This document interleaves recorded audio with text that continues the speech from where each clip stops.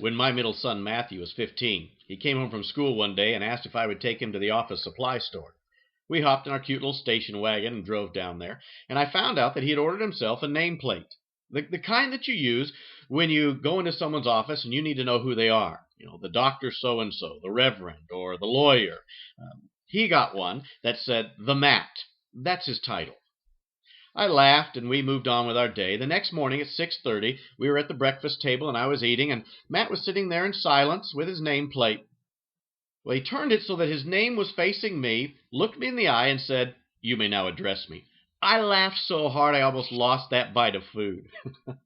He took it to school and started sitting it on his desk in each of his classes.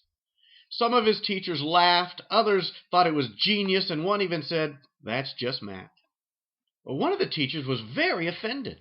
He was insecure in the fact that anyone other than him would have a nameplate. Made my son take it off the desk and put it back into his backpack and said, "Never bring that back here again." That day after school, my sons and I were talking, and I said, "Well, Matt, how's the nameplate working out?" My son said something absolutely brilliant. He said, "You can tell a lot about a person's security in how they respond to a nameplate." Think about it. It reminds me very much of what Proverbs chapter 17, verse 19 says. That verse says that as in water a face is reflected, so in a person's response, their heart is reflected. Our securities and our insecurities are shown in how we respond to people, situations, and circumstances around us.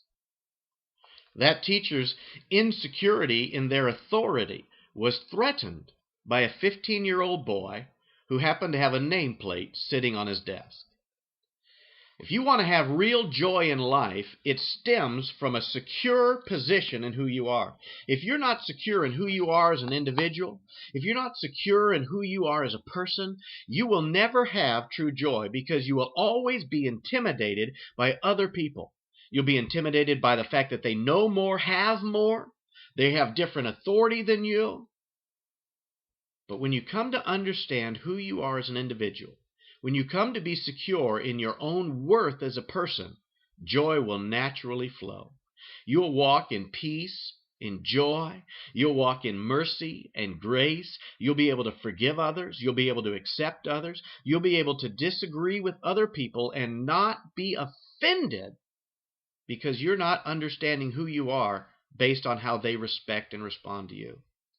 Well, it sounds wonderful, but the truth is you will never have true security in life apart from a genuine relationship with Jesus Christ.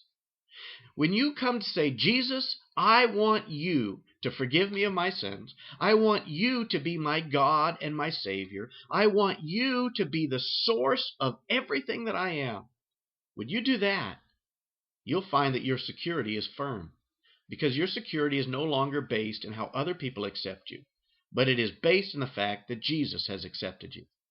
Followers of Jesus ought to be the most peaceful, gracious, joyous, happy people on the planet because we understand that our security is based in a relationship with Him, not in a name tag, not in a religion, not in a denomination, not in money, but in a relationship.